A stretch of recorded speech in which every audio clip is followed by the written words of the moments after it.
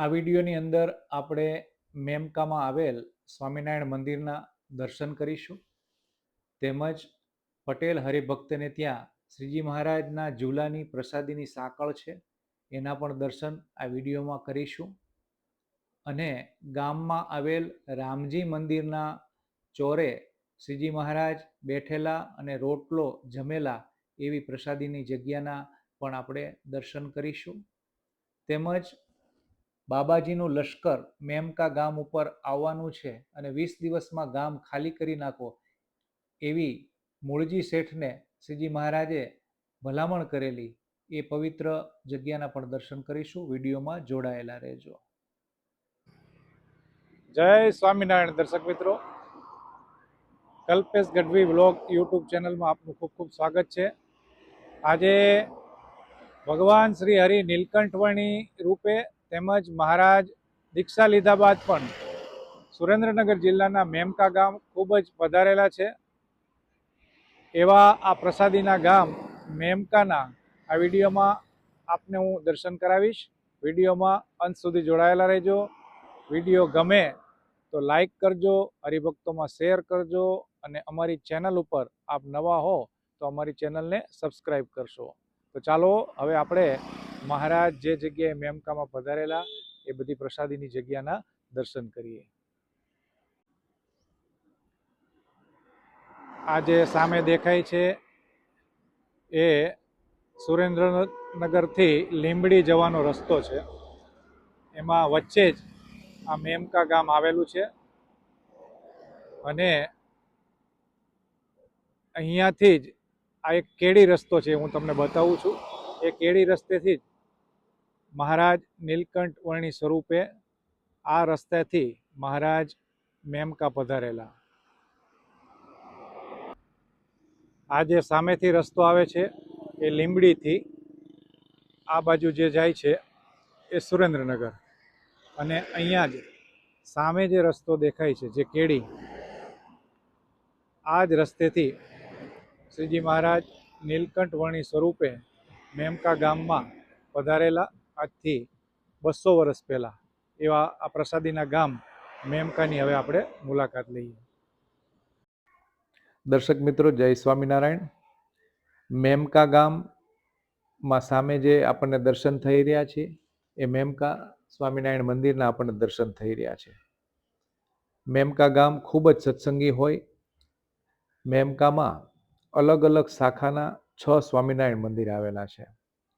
અત્યારે હાલમાં જે જગ્યાના આપણે દર્શન કરી રહ્યા છીએ એ જગ્યા ઉપર શ્રીજી મહારાજ કુલ 9 વખત પધારેલા છે. એક વખત નીલકંઠવર્ણી સ્વરૂપે તેમજ 8 વખત મહારાજ આ જગ્યા ઉપર સંપ્રદાયમાં વિચરણ દરમિયાન આ જગ્યાએ પધારેલા છે. અને આ જગ્યા ઉપર અત્યારે હાલમાં મંદિર બાંધવામાં આવેલું છે.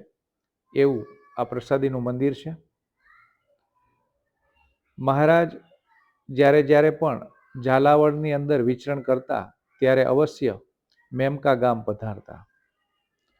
મંદિરની બાજુમાં સીમમાં ભોગાવો નદી આવેલી છે અને આ ભોગાવા નદીના કાંઠા ઉપર મહારાજ અનેક વખત જ્યારે જ્યારે પણ મેમકા આવતા ત્યારે નાતા. જે પ્રસાદીના કૂવાના આપણને જે દર્શન થઈ રહ્યા છે એ પ્રસાદીનો કૂવો પણ મહારાજના અંગથી પવિત્ર થયેલો છે. મહારાજ અહીંયા આવતા ત્યારે આ જગ્યા ઉપર સભા ભરીને બેસતા. મહારાજની સાથે સાથે 500 પરમહંસો સહિત જીવુબા, લાડુબા, બ્રહ્માનંદ સ્વામી, ગોપાળાનંદ સ્વામી જેવા મહાન સંતો પણ આ જગ્યા ઉપર બેઠેલા છે. અને આ સામે દેખાય એ ભોગાવા નદીની અંદર સ્નાન કરેલું છે એવી આ પ્રસાદીની જગ્યા છે, જે મેમકા ગામની સીમમાં ભોગાવો નદી આવેલી છે ત્યાં આવેલી છે. હવે જે પ્રસાદીની જગ્યાના આપણે દર્શન કરી રહ્યા છીએ એ મેમકા ગામની વચ્ચે રામજી મંદિરનો ચોરો આવેલો છે અને ત્યાં જ રામજી મંદિર પણ આવેલું છે, જેના આપણે અત્યારે દર્શન કરી રહ્યા છીએ. રામજી મંદિરના ચોરાનો ઇતિહાસ એવો છે કે શ્રીજી મહારાજ અહીંયા નીલકંઠવર્ણી સ્વરૂપે પણ આવેલા છે અને દીક્ષા બાદ પણ મહારાજ મેમકામાં પધારતા ત્યારે આ રામજી મંદિરની બાજુમાં પીપળાનું ઝાડ આવેલું છે. એની નીચે બેસીને શ્રીજી મહારાજે રોટલો અને દહીં જમેલા છે. આ ચોરો તદ્દન રામજી શેઠના ઘરની બાજુમાં આવેલો છે. હવે આપણે એ પીપળાના ઝાડના દર્શન કરીશું.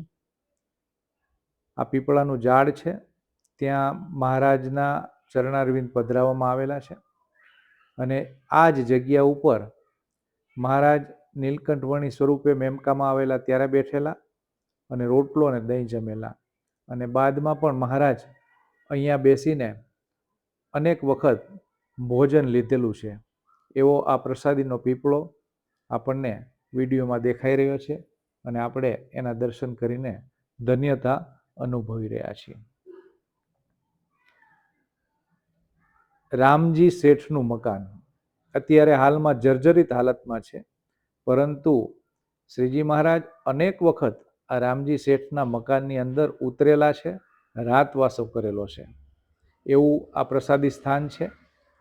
રામજી મંદિરના ચોરાની બાજુમાં જ આવેલું છે અને આ રામજી શેઠનું મકાન છે. મેમકામાં અન્ય આ એક પ્રસાદીનું સ્થાન છે.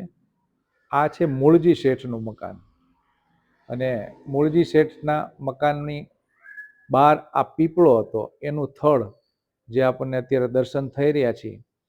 એ પીપળામાં નીચે મહારાજ સભા ભરીને બેસતા અને મૂળજી શેઠને જ્યારે ઘરે આવતા ત્યારે મહારાજ ત્યાં જમતા અને રહેતા.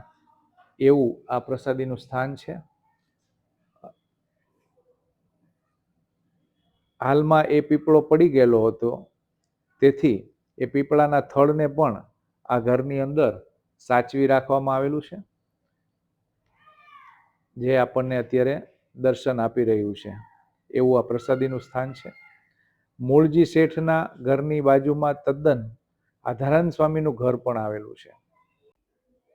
હવે